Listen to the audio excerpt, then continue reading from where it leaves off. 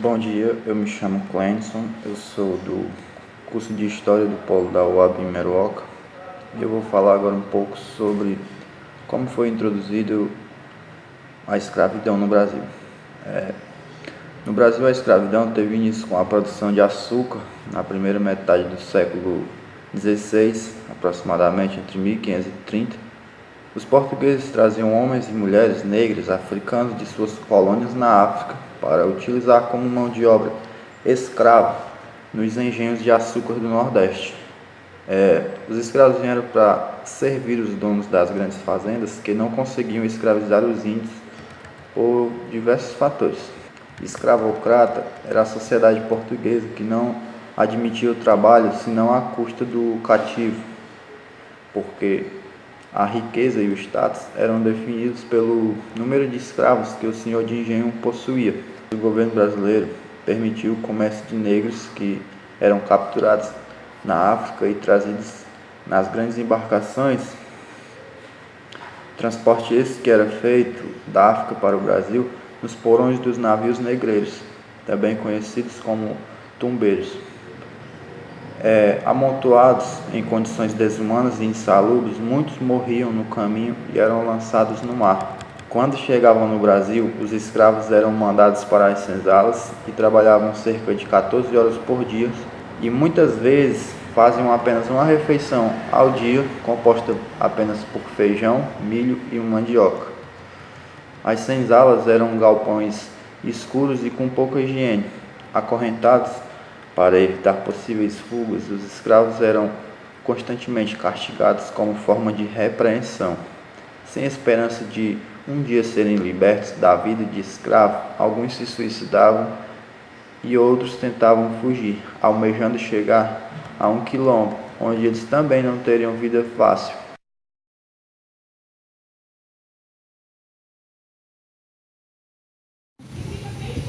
Meu nome é Maria de Jesus e eu vou falar um pouco sobre os movimentos abolicionistas.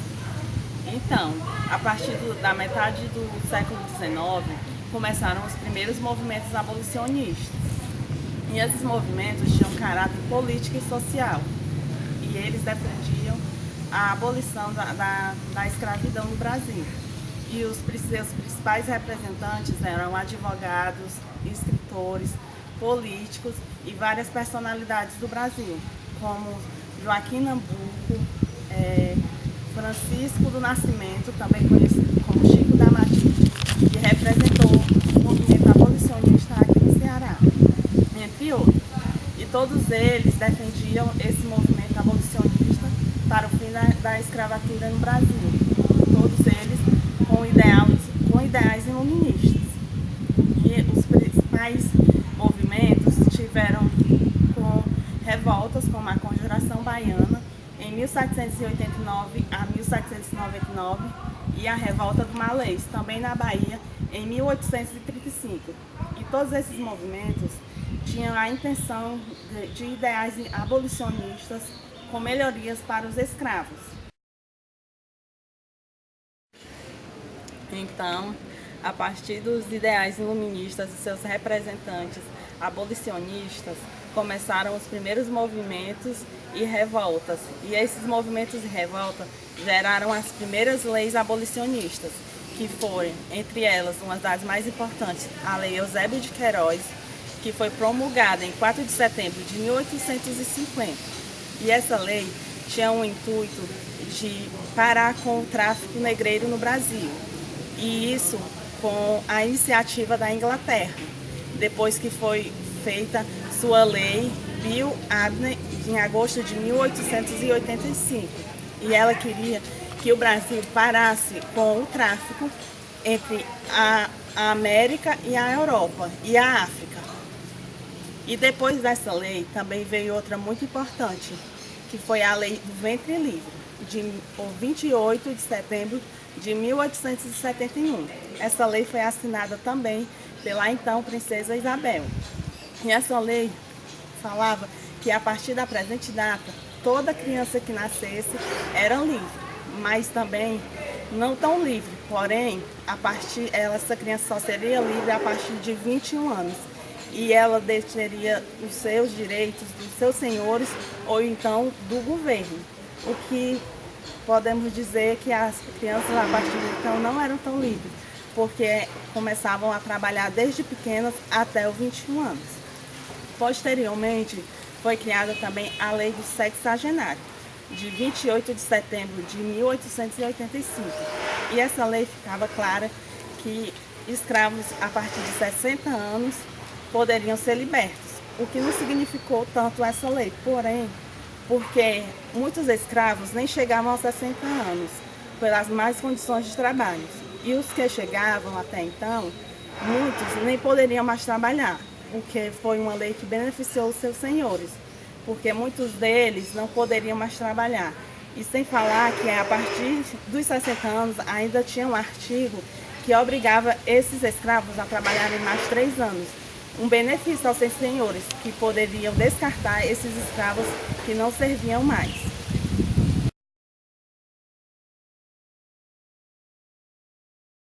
Lei Áurea e seus 130 anos.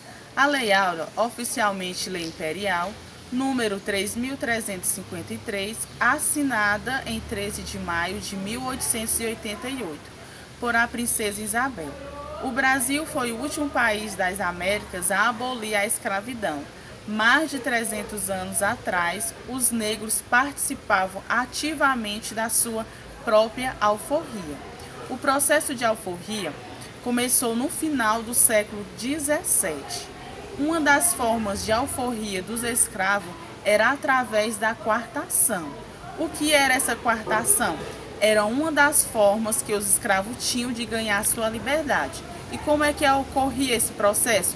Eles pagavam um determinado valor ou outra pessoa tinha que pagar o valor para que eles pudessem ganhar a sua própria liberdade. Por que deram o nome de Lei Áurea? A Lei Áurea quer dizer ouro, expressão referente ao caráter glorioso da lei que pôs fim a essa forma desumana da exploração do trabalho escravo. 130 anos depois da Lei Áurea.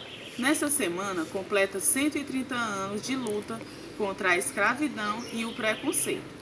Apesar do avanço para a população negra, que ainda guarda marcas inesperáveis de uma tragédia que durou mais de 3 séculos, ainda hoje existe a exclusão na economia dentro das comunidades mais pobres.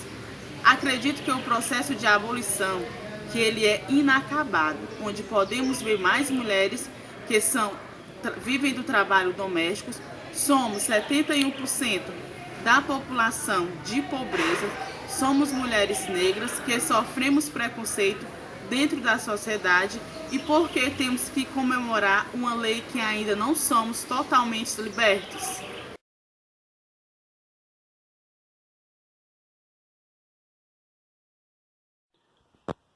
Dos momentos mais marcantes da Lei Áurea, foram vários momentos importantes e, portanto, marcantes, eu acho que é bom aqui a gente situar a queima dos arquivos da escravidão em 1890, quando se tem uma clara tentativa de apagar uma história ou de apagar uma tentativa de eliminar uma história que envergonha o Brasil. E essa história envergonha o Brasil não simplesmente pelo fato de termos sido uma nação escravocrata, mas, sobretudo, pelo fato de não termos superado a escravidão até hoje. Infelizmente, hoje nós ainda vivemos resquícios desse processo de escravidão. O racismo está aí para dizer isso, o preconceito, a diferenciação de classe, a distinção social, a exclusão do negro, enfim, todo esse processo que o negro sofre até hoje é resquício e é fruto do que foi o processo de escravidão aqui no Brasil. E quando a princesa assina essa lei, e eu reforço a ideia de uma maneira irresponsável, ela está excluindo automaticamente esses escravizados. Eles eram oriundos da África, eles não sabiam viver em territórios brasileiros, a não ser os territórios que eles trabalhavam. Eles sabiam ser escravizados. E quando a abolição da escravatura ocorre, Tanto é que muitos desses escravizados optam por ficar servindo aos seus senhores. Alguns conseguem desempenhar artesanato, vão vender cestos, enfim. Mas a grande parte deles optam por continuar servindo aos seus senhores.